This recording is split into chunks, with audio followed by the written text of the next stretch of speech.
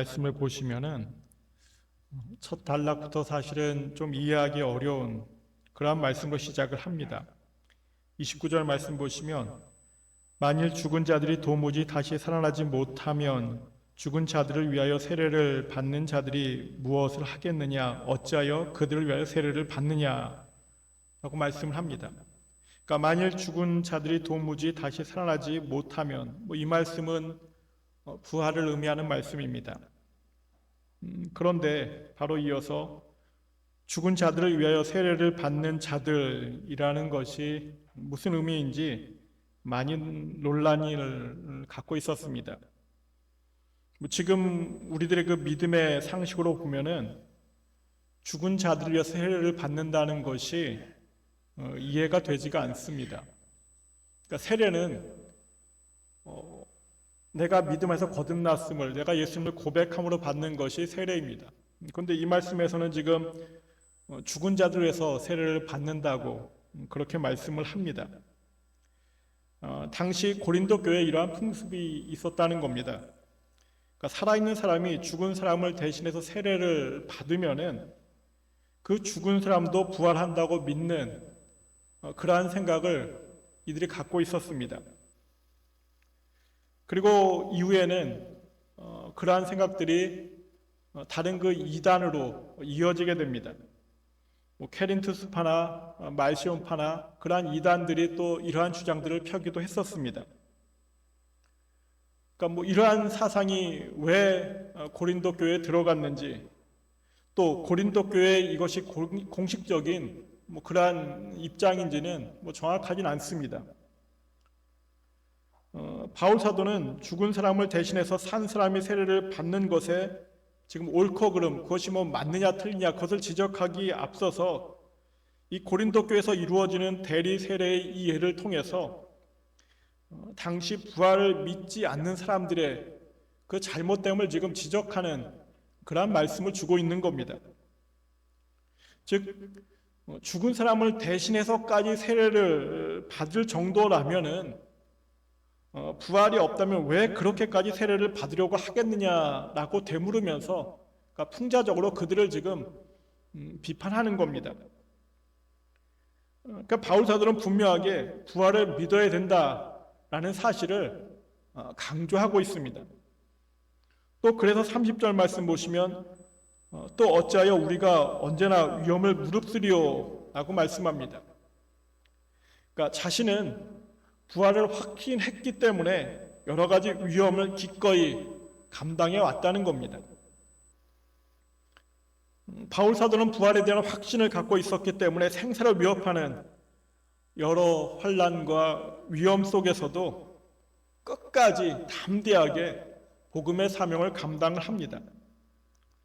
근데 우리가 잘 알고 있는 것처럼 바울 사도가 당한 그 어려움들, 그 고난을 보면은 하나하나가 사실은 견디기 힘든 어려움이고 고난이었습니다.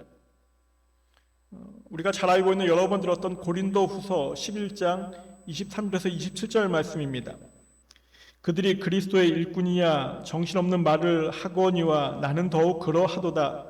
내가 수고를 넘치도록 하고 옥에 갇히기도 더 많이 하고 매도 수없이 맞고 여러 번 죽을 뻔하였으니 유대인들에게 40에 하나 감한 매를 5번 맞았으며 3번 태장으로 맞고 1번 돌로 맞고 3번 파손하고 일주야를 깊은 바다에서 지냈으며 여러 번 여행하면서 강의 위험과 강도의 위험과 동족의 위험과 이방인의 위험과 신의 위험과 광야의 위험과 바다의 위험과 거짓 형제 중에 위험을 당하고 또 수고하며 애쓰고 여러 번 자지 못하고 줄이며 목마르고 여러 번 굶고 춥고 헐벗었노라 라고 고백을 합니다.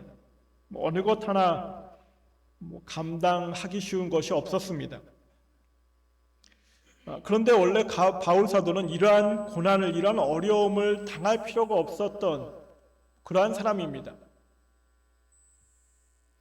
바울 사도는 가만히만 있었어도 이 고린도후서 11장의 이 고난의 자리가 아니라 사실은 세상적으로 보면 영광의 자리에 있었어야 하는 사람입니다.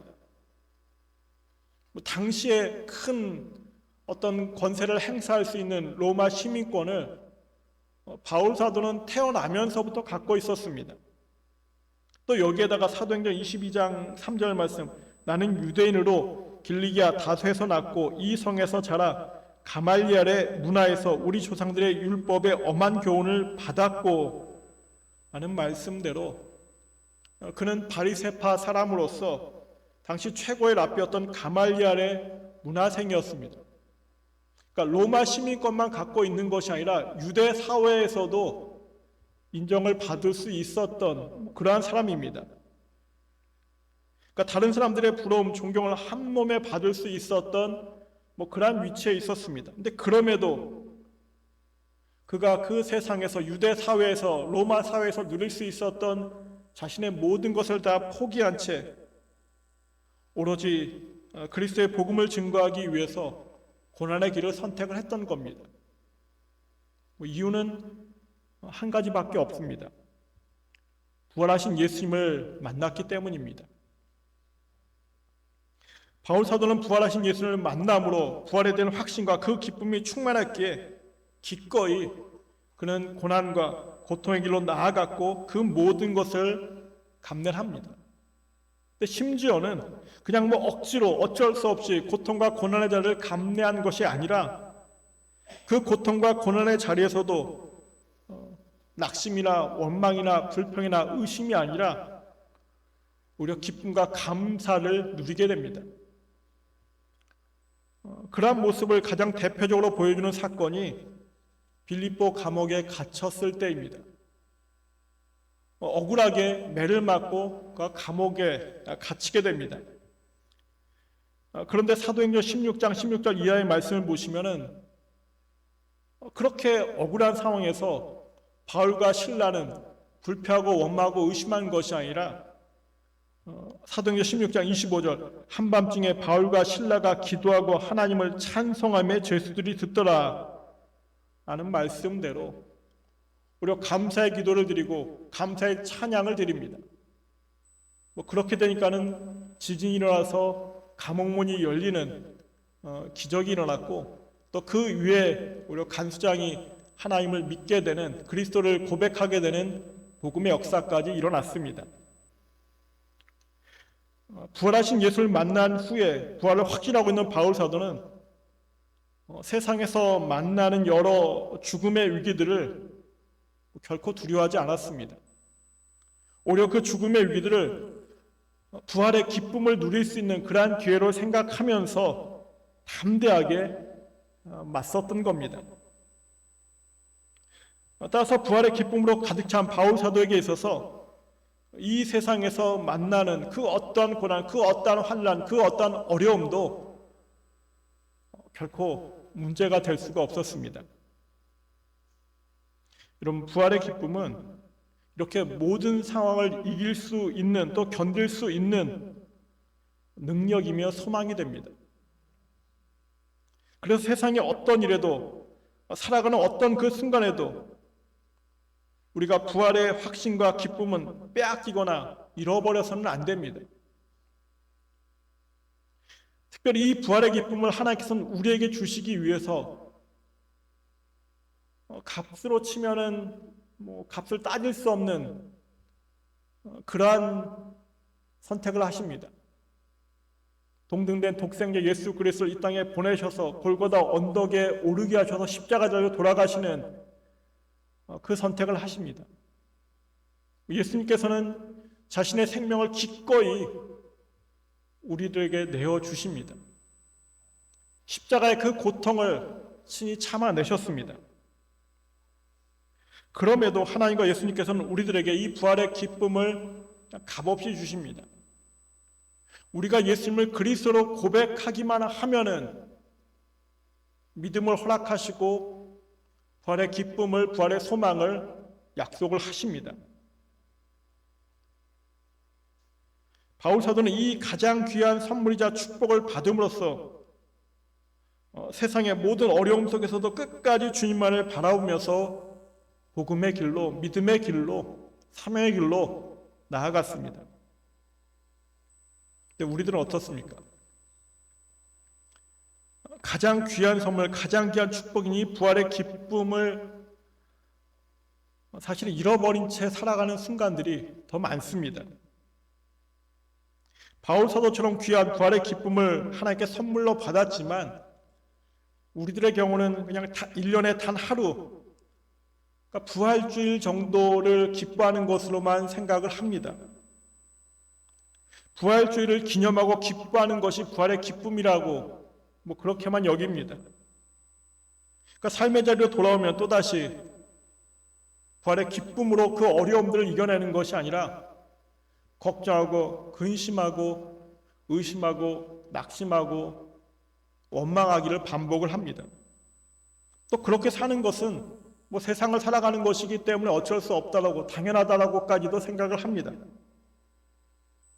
바울 사도는 부활에 대한 소망과 기쁨을 간직하고 있었기 때문에 억울하게 매를 맞고 감옥에 갇혔음에도 불구하고 감사의 기도를 드리고 찬양을 드릴 수 있었는데 우리들은 조금만 어렵고 힘든 일을 만나면은 그 어렵고 힘든 일로 인해서 낙심하고 절망을 합니다. 불평을 하고 원망을 합니다. 심지어는 하나님 앞으로 나아와서도 여전히 그 걱정과 근심으로 가득 차 있습니다. 분명히 예수님께서 우리들에게 부활의 기쁨을 허락하시기 위해서 어떠한 고난을 당하셨는지를 우리가 잘 알고 있는데 예수님께서 부활하심으로 우리에게는 세상에 줄 수 없는 소망이 있다는 그 사실을 잘 알고 있는데 그냥 알고 있는 것으로만 끝나고 있습니다. 그렇게 허락하신 부활의 기쁨과 소망을 잃어버리면서 하루하루를 지냅니다. 바울 사도처럼 부활의 기쁨과 소망 안에 거하면은 세상의 그 어떠한 고난도, 그 어떠한 환난도, 그 어떠한 어려움도 넉넉히 견디고 이길 수 있다는 진리를 알고 있는데 그렇게 하고 있지를 못합니다. 어쩌면 또 그러한 차이로 인해서 바울 사도는 그렇게 귀하게 쓰임을 받을 수 있었고 또 우리들은 그럴 수 없는지도 모르겠습니다. 그럼 그렇다면 바울 사도는 어떻게 그 힘들고 어려운 고통과 고난의 자리에서도 부활의 기쁨을, 부활의 소망을 잃지 않으면서 믿음으로 나아갈 수 있었겠습니까? 그러니까 이 대답을 찾기 전에 먼저 우리가 기억해야 될 것은 예수님은 이 땅에 육신을 입고 오셨지만 그래도 하나님의 아들이니까는 우리와 완전히 다르다는 그러한 생각을 지울 수가 없습니다. 근데 어찌되었든 바울 사도는 정말로 우리와 똑같은 사람입니다. 처음에는 우리보다 못한 어리석은 죄악된 사람이었습니다. 근데 그러한 바울 사도도 끝까지 어떠한 상황에서도 부활의 기쁨과 소망을 잃지 않을 수 있었다면은 당연히 우리들도 어떠한 상황 속에서도 그 부활의 기쁨과 소망을 안고서 담대하게 나아갈 수가 있는 겁니다. 2000년 전에 바울 사도가 그렇게 행하셨다면 우리들도 분명히 그렇게 행할 수가 있습니다. 그러니까 이 사실을 먼저 확신하신 다음에 그 다음에 바울 사도가 어떻게 우리가 겪고 있는 그 어려움과 그 고난과 비교도 될 수 없는 그 많은 고난과 고통 속에서도 부활의 기쁨을 잃지 않고 날마다 감사와 기쁨과 소망으로 나아갈 수 있었는가를 바라볼 필요가 있습니다. 근데 그 비결은 의외로 간단합니다. 오늘 본문 31절 말씀을 합독으로 한 말씀을 보시겠습니다. 본문 31절 말씀입니다. 형제들아, 내가 그리스도 예수 우리 주 안에서 가진 바 너희에 대한 나의 자랑을 두고 단언하노니 나는 날마다 죽노라. 아멘. 복음사역에서 만난 모든 어려움을 이겨낸 바울 사도가 단언하면서 자랑하고 있는 것은 다른 것이 아니라 나는 날마다 죽노라 라는 고백입니다. 나는 날마다 죽노라. 이것이 바울 사도가 복음의 자리에서 겪게 된 모든 어려움과 고난 속에서도 부활의 기쁨을 잃지 않을 수 있었던 유일한 비결입니다. 여러분, 바울 사도는 이 부활의 기쁨을 잃지 않기 위해서 주님, 지금 제가 너무 고통스럽습니다. 다메섹 도상에서 저를 만나신 그 부활의 주님, 다시 한번 저에게 임재해 주시옵소서. 그럼 제가 확신하겠습니다. 그러한 기도를 드린 것이 아닙니다. 성령님, 이 어렵고 힘든 이 순간에 저에게 오셔서 저를 위로해 주시고 성령의 불로 역사하여 주시옵소서. 주님, 저에게 믿음을 허락하여 주시옵소서. 그 기도를 드리지 않았습니다. 매일매일 새로운 하루를 시작하면서 저는 오늘도 죽었습니다. 라는 고백으로 부활의 기쁨을 잃지 않았던 겁니다. 그럼 너무나 당연하지만 부활의 기쁨은 바울 사도의 고백처럼 죽어야만 누릴 수가 있는 겁니다. 부활은 죽음을 전제로만 가능합니다. 살아있으면은 부활이라는 말 자체가 적용할 수가 없습니다. 살아있는 사람에게는 부활의 역사가 당연히 일어나지 않습니다. 죽은 사람만이 부활의 사건을 경험할 수 있는 것이고 그 기쁨을 누릴 수가 있습니다. 그리고 또 정말로 만약에 죽었다가 다시 살아났다면 어떻겠습니까? 그 기쁨과 그 놀람과 그 감격은 이루 말할 수가 없을 겁니다. 다시 살아나서 아무리 많은 인생의 문제가 나를 기다리고 있다 할지라도 그럼에도 불구하고 다시 살아나는 그 순간은 한없이 기쁘고 감사할 겁니다. 또 그것을 함께 바라보는 사람들 역시 그 놀람과 기쁨을 함께 누리게 되는 겁니다. 그럼 이것이 부활의 기쁨이고 다시 살아나는 기쁨입니다.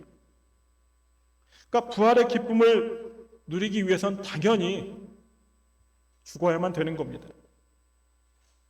그리고 저와 여러분은 예수님을 그리스도로 고백하는 동시에 이미 이 세상에서는 죽은 사람들입니다. 그럼 로마서 6장 6에서 9절 말씀을 제가 봉독해 드리겠습니다. 우리가 알거니와 우리의 옛사람이 예수와 함께 십자가에 못 박힌 것은 죄의 몸이 죽어 다시는 우리가 죄에게 종노릇하지 아니하려 함이니 이는 죽은 자가 죄에서 벗어나 의롭다 하심을 얻었음이라. 만일 우리가 그리스도와 함께 죽었으면 또한 그와 함께 살 줄을 믿노니 이는 그리스도께서 죽은 자 가운데서 살아나셨음에 다시 죽지 아니하시고 사망이 다시 그를 주장하지 못할 줄을 알미로라. 아멘. 여러분, 그리스도의 십자가의 보혈로 구원을 받았다고 고백하는 그 순간 우리의 옛사람은 그리스도와 함께 십자가에서 죽게 되는 겁니다. 바울의 옛사람 사울도 다메섹 도상에서 부활하신 예수를 만남으로써 그 사울이 죽었습니다. 믿음의 자녀들을 붙잡으러 가려고 했던 그 옛사람은 거기서 죽었습니다. 그리고 이러한 점은 우리들도 마찬가지입니다. 예수님을 그리스도로 고백하는 그 순간 우리의 옛사람은 죽고 이제 믿음 안에서 새로운 사람으로 다시 태어나게 되는 겁니다. 십자가의 보혈로 구원받은 세상의 자녀가 아니라 세상의 백성이 아니라 하나님의 자녀, 하나님의 백성, 그리스도의 제자로 다시 태어나는 겁니다. 바울 사도와 우리의 차이가 있다면 바울 사도는 매일매일 나는 죽었노라 라고 고백하면서 옛사람이 죽고 새 사람이 되었다. 믿음에서 내가 다시 태어났다는 사실을 새기고 있는데 우리는 그렇게 하고 있지 못하다는 겁니다. 믿음의 자녀는 새 사람이 되었음에도 불구하고 새 사람이 아니라 세상에 얽매던 옛사람으로 여전히 살아가면서 또 그러니까 다시 태어난 부활의 기쁨, 부활의 감격, 부활의 소망을 잃어버리면서 하루하루를 보냅니다. 그럼 바울 사도도 분명히 우리와 마찬가지로 연약한 육신을 갖고 있었던 사람입니다. 그러니까 복음의 자리에서 정말로 계속해서 어렵고 힘든 상황을 만나면은 죽을 고비를 몇 번을 만나게 되면은 억울하게 그렇게 매를 수십 대 맞게 되면은 사실은 불평이 나올 수도 있고 원망이 생길 수도 있고 의심이 될 수도 있었습니다.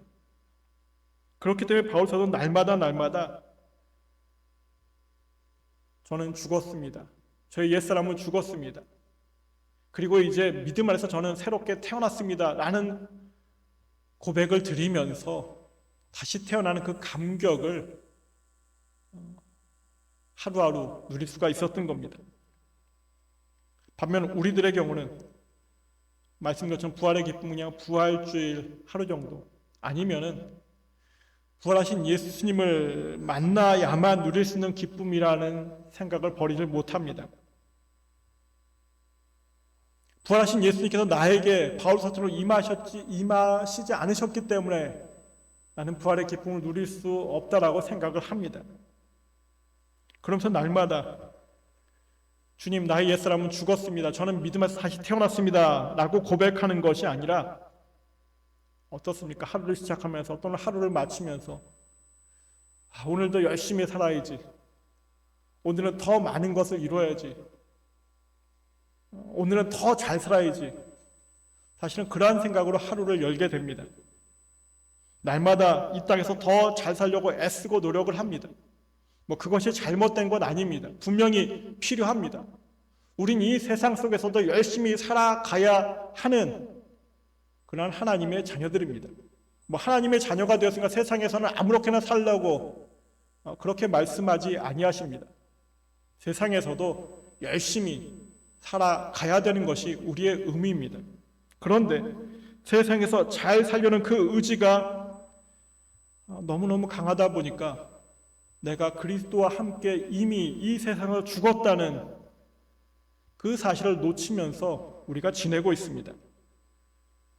당연히 부활의 기쁨을 잃어버릴 수밖에 없고 어렵고 힘든 일을 만나면은 낙심이 되고 의심이 되고 불평이 되고 원망이 생깁니다. 그래서 이제는 매일 아침 이제 우리도 바울 사도처럼 주님, 오늘도 나의 옛사람은 죽었습니다. 그리스도로 말미암아 제가 다시 태어났습니다. 라는 고백을 해보시길 바랍니다. 그럼 분명히 부활의 기쁨을 우리에게 허락하실 겁니다. 그럼 이제 어떻게 우리가 해야만 되겠습니까? 세상에서 산 사람으로 살아가야만 되겠습니까? 아니면은 하나님 나라에서 산 사람으로 살아가야만 되겠습니까? 이것은 우리의 선택에 달려 있습니다.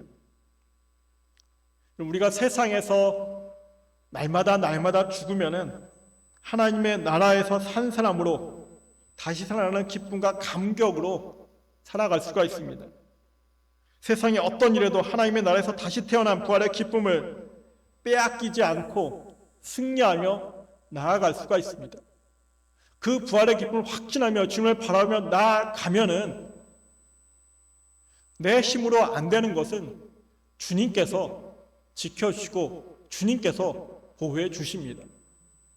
바울 사도가 부활의 기쁨과 확신으로 나아갔을 때 사실은 그 여러 번 죽어야만 당연했던 그 상황 속에서도 주님은 강권적으로 그의 생명을 지켜주십니다.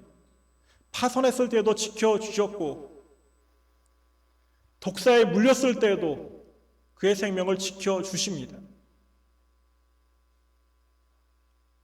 그렇게 매를 맞았음에도 돌에 맞아서 죽은 줄 알고 던져졌을 때에도 그의 생명을 지켜주시고 그를 강건케 하시는 분이 여호와 하나님이십니다. 왜냐하면 그가 흔들리지 아니하고 부활의 기쁨과 감격을 확신하면서 주님을 바라볼 수 있었기 때문입니다. 낙심하고 얼마고 불평할 수밖에 없는 그 상황 속에서도 감사의 기도를 드리며 찬양했던 그 믿음을 주님께서 귀하게 받으셨기 때문입니다. 이것이 바울 사도의 삶이었고 이제 이 땅에서 우리의 삶이 되어야만 합니다. 여러분, 부활의 기쁨을 허락받은 많은 믿음의 자녀들이 어리석게도 자꾸만 세상에서 산 사람으로 살아가려고 하고 있습니다. 그러니까는 부활의 기쁨을 잃어버리고 세상의 고통과 고난 속에서 낙심하게 되고 실망하게 되고 넘어지게 됩니다. 이제부터 저희들은 이러한 어리석음을 내려놓을 수 있길 바랍니다. 그럼 우리는 이 세상에서는 이미 죽은 사람들입니다. 근데 감사하게도 믿음 안에서 다시 새롭게 태어난 하나님의 백성들입니다. 이 사실을 여러분 날마다 고백하시길 바랍니다. 그래서 이제는 어떠한 상황 속에서도 그 부활의 기쁨을, 부활의 소망을 잃지 않는 우리 모두가 될 수 있길 바랍니다. 그리고 그 부활의 소망을, 그 부활의 기쁨을 확신할 때 또 주님께서 우리의 믿음대로 역사하셔서 모든 어려움을 이기게 하시고 또 주님이 주시는 은혜와 능력과 특별히 부활의 축복이 우리 가운데 넘쳐날 수 있기를 간절히 축원드립니다. 기도드리겠습니다. 사랑과 은혜의 주님, 이 시간 나는 날마다 죽노라 라며 고백했던 바울 사도를 바라봅니다. 그 믿음의 고백으로 부활의 기쁨을 확신할 수 있었고 그 부활의 기쁨 가운데 복음 증거의 자리에서 만났던 그 고통스럽고 어려웠던 그 힘든 순간들마다 모든 걸 이겨낼 수 있었음을 저희들이 깨닫게 됩니다. 주님, 이제 저희들 지금까지 가졌던 어리석음을 다 내려놓습니다. 이 세상에서 산 사람으로 살려고 몸부림쳤던 그 어리석음을 내려놓습니다. 이제 저희들도 날마다 세상에서 저는 죽었습니다 라고 고백할 수 있도록 함께하여 주시옵소서. 그래서 믿음 안에서 다시 태어난 그 기쁨과 감격 속에서 하루를 시작하게 하시고 그 부활의 기쁨과 소망 속에서 주님이 역사하시고 주님이 주장하시고 주님이 인도하여 주셔서 부활의 승리가, 부활의 감격이, 부활의 능력이 저희들 가운데 임할 수 있도록 함께하여 주시옵소서. 모든 말씀 예수님의 이름으로 감사하며 기도드립니다. 아멘.